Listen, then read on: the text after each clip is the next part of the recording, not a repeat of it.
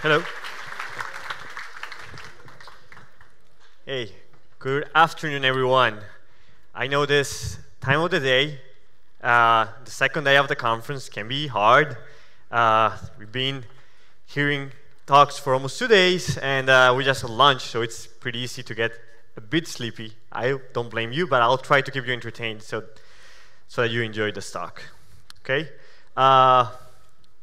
Is this working? Yeah. My name is Sebastian. I go by Sebasoga on Twitter. So I like when people tweet at me during my talks, so please do that. I came all the way from Colombia, and if everything you know about Colombia is this, you should definitely come and visit. In fact, I have it like the perfect excuse for you to go to Colombia. Instead, we have a EuRuKo2017 in Colombia, so you should all come next year. You're all invited. So this is my first time in Hungary. I'm in love with Budapest. It's a beautiful city. And I've been trying the local cuisine, eating different things. So I took pictures when I was eating, and I have really been enjoying it. Well, actually, I've been taking some cooking classes to improve my culinary skills, which are kind of bad. So I decided I wanted to prepare goulash, which is a recipe I've always liked. So I went and looked for it at Cookpad, actually, and bought all of the ingredients, followed all the steps, and then this was the result. It was an epic fail. I definitely have a long way to go. Actually, before we continue, I want to ask everyone a favor. So let's take a selfie. Please, everyone, try to look like you're enjoying the conference. So everyone, raise your hand. Oh, crap. Raise your hands. Make some noise. More, come on. Woo! Cool, thanks. That was fun. Now, let's get serious. So the name of this talk is The Overnight Failure, and the talk is based on a true story, something that happened to me on my previous job.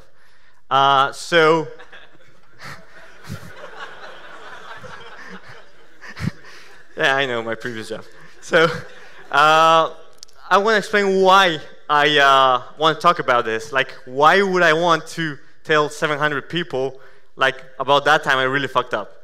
Well, and there's actually a lot of reasons. I'll share a few of them right now. So at some point, we all have broken the internet. We all have created bugs which made it to production. And in case you're lucky and you haven't done it, believe me, it's just a matter of time. We don't normally talk about this sort of stuff in public. Normally, we see people talking about cool stuff they have done, cool things they have achieved, but we don't talk a lot about failures unless they're really public. We normally do it in private, with close friends or even just colleagues. And that's something that might, actually, boost the imposter syndrome that maybe a lot of us have suffered from, because we only hear the cool stories, the success stories. We don't hear a lot about the epic failures. Unless they're, as I mentioned, really public, kind of like what happened to GitLab in January, which someone made a mistake, took it down for several hours. I think there's people from GitLab here, so I feel you. Or what happened to Amazon, AWS this year. This year, I don't remember which one it was, but someone also made a mistake, took S3 down for several hours, and I don't know if you remember this, but it was kind of funny, was that since S3 was down, they couldn't update their status page to show the red icon because the icon was hosted in S3. It's a funny story, but I can imagine those people dealing with that. It's so stressful. So even if most of us don't get to work for companies that have such a huge scale, no matter what the scale of our applications are, we are all building software that humans rely on. So when we create bugs, it can get really stressful. And that's why, I mean, that takes me to the most important reason why I wanted to give this talk. And it's because it's normally when we're dealing with big problems, when we have something really bad going on, where we learn the most. It's not nice. It's not a good situation to be in, but it's some of the times where we learn the most. So I want everyone to think for a few seconds, what's the worst thing that could happen for you in work? What's the worst thing that can happen to you today? Imagine that. Because that's what happened to me. So let me tell you the story of how it happened. I worked for this company that had a product that was basically like a mobile application that people used to share a car to go to work. So this is basically how it worked. So we had someone called, let's say, Anna, and Anna had a car, and she went every day from home to work, and then she came back. So the app allowed Anna to find someone like Alex, who didn't have a car, but had a similar commute, and gave them a route. It allowed them to sync their schedules.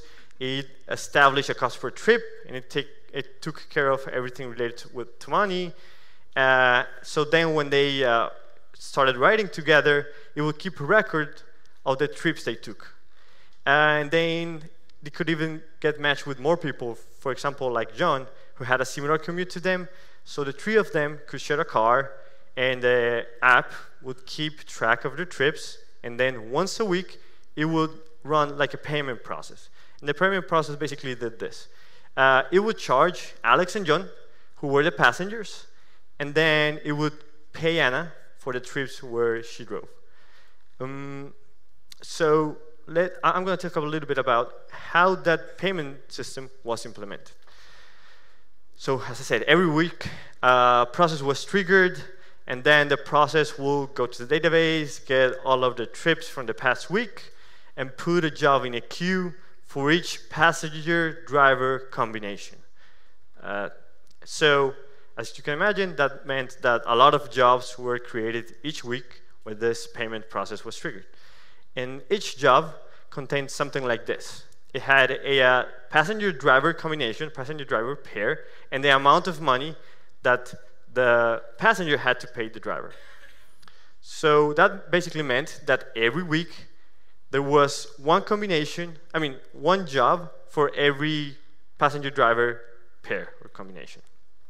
So after that, the queue was processed, and the passenger was charged using a payment gateway, and then the driver was paid. That part right there on the circle, it's was taken care of by the payment gateway we were using. So we didn't really do anything there. It was kind of like automated and handled by them. Okay, so I know it was a lot of information. So in case you're still not with me, let's do a quick recap. So the users had an app that they used to carpool every day. The app will track their trips. It had a payment system that runs once a week.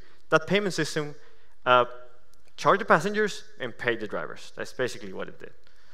So now that you understand the system, what the system did, let's move to the part where I tell you what went wrong. So again, so this process ran on Saturdays. So on a given Saturday morning, it was 6 a.m. when the process started running.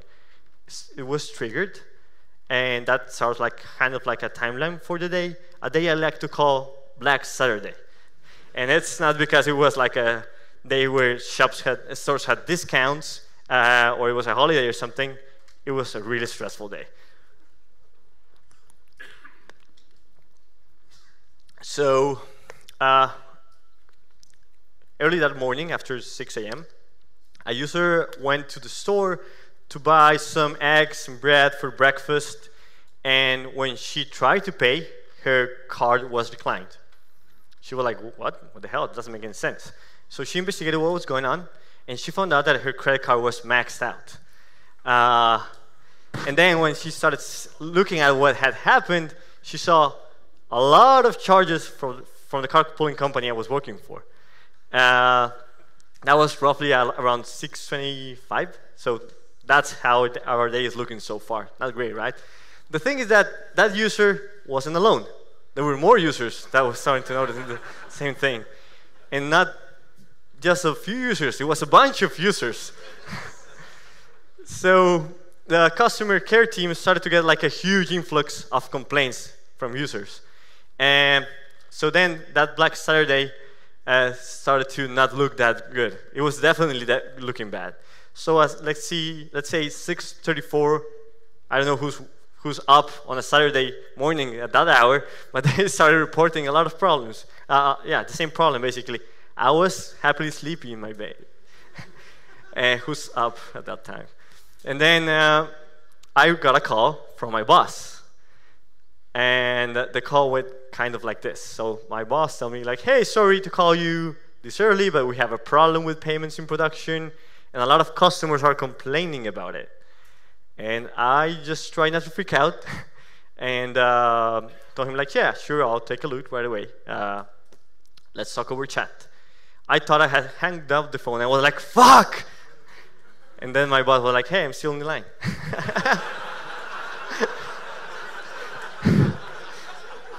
We had a good laugh, and then went to work.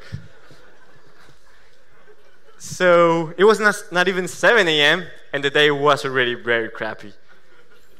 When I went to check what was going on, I went to the payment gateway first, and then I saw a lot of duplicated charges. And then when I looked at like the payment system, I found out that it was still full of jobs.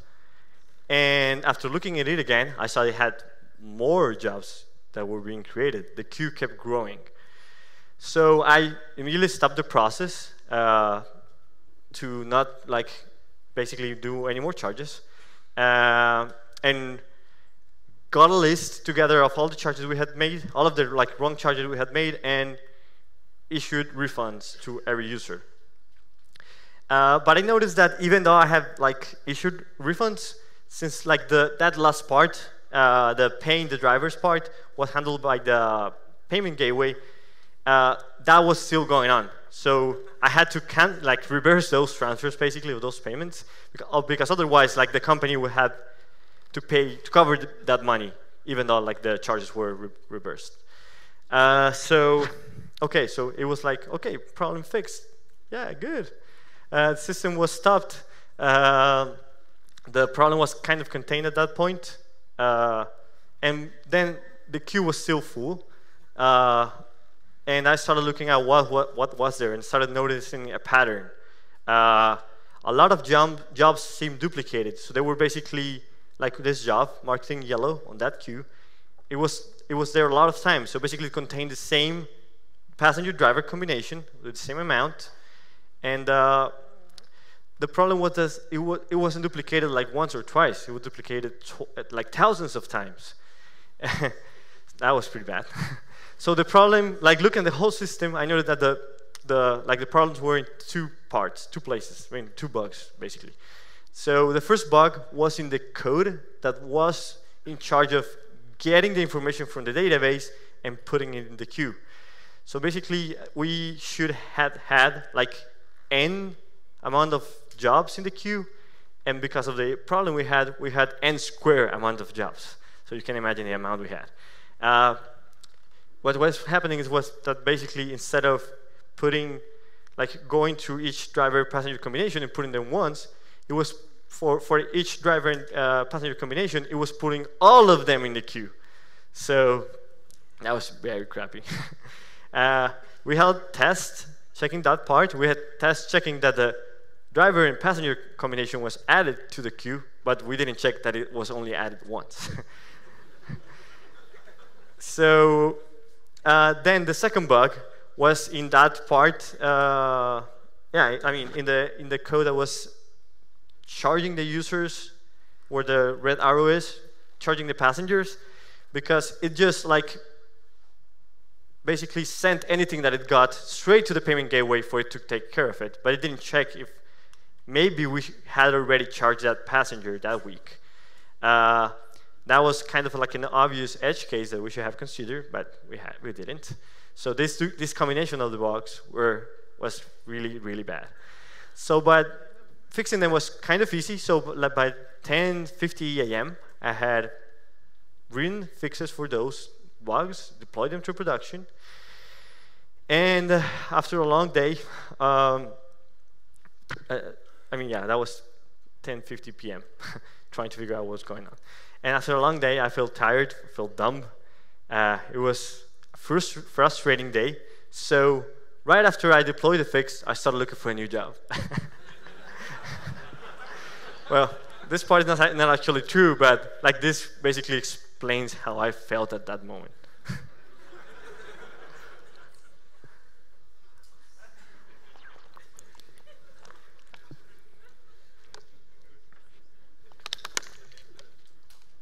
Definitely not good. So to make a quick recap, or to explain what was the situation at that moment. So there were thousands of users affected by the bug.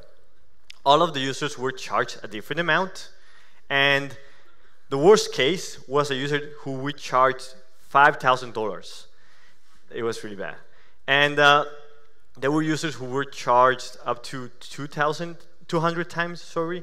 And in fact, they weren't charged more times because we either maxed out their credit cards or we basically emptied their accounts. This was really bad. And after seeing this, I honestly have a question. Like, I don't understand why Matt thinks Ruby was slow, because this happened all so quick to me.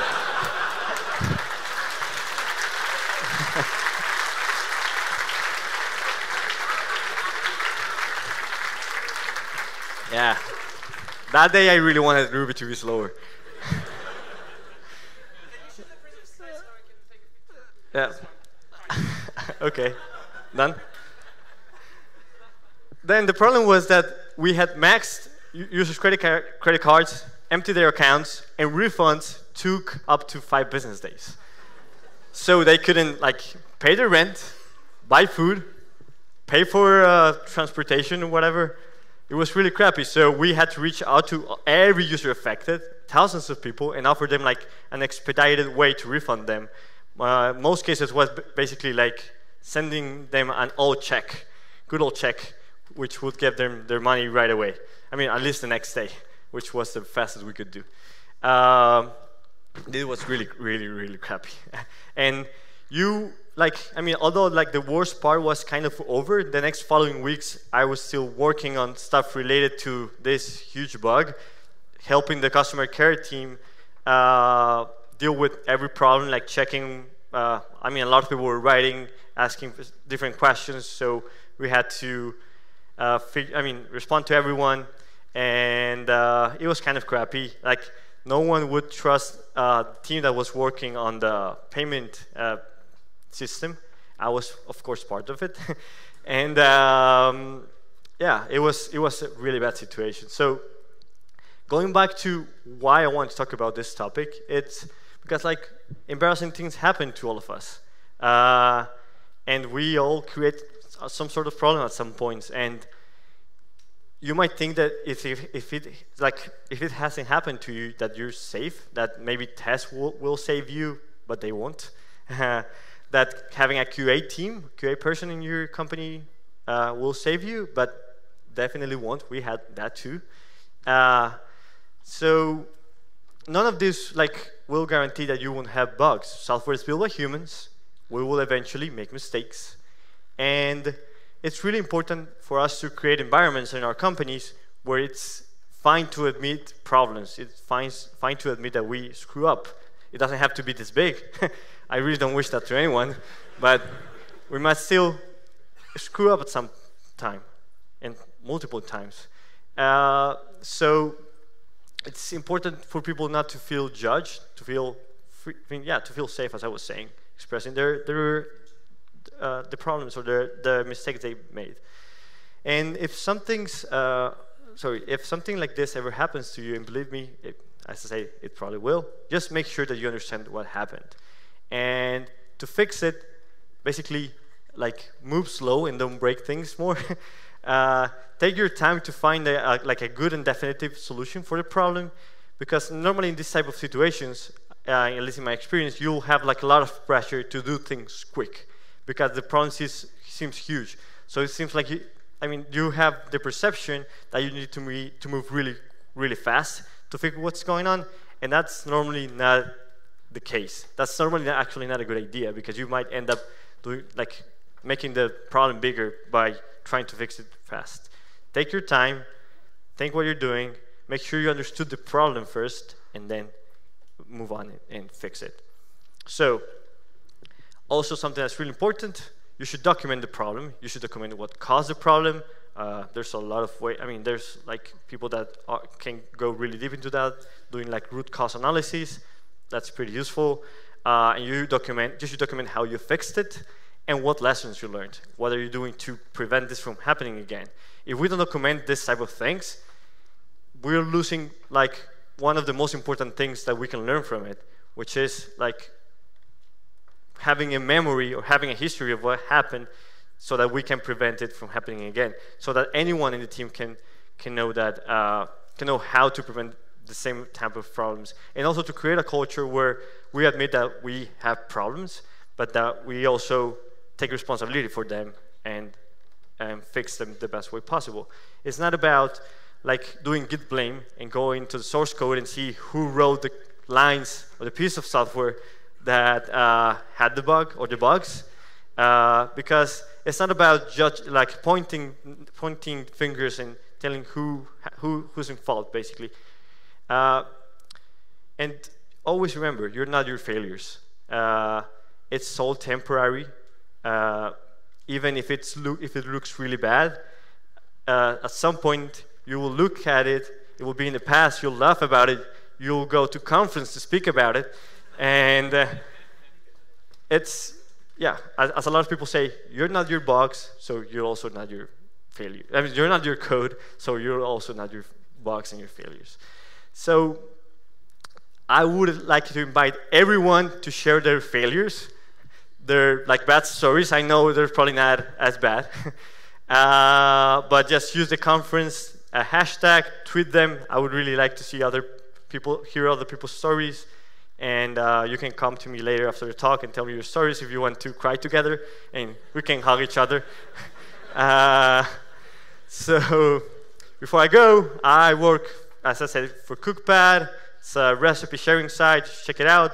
As a lot of people have mentioned, we're hiring Ruby, iOS, Android people, machine learning. So if you're interested in building a product that millions of people use around the world, come talk to me.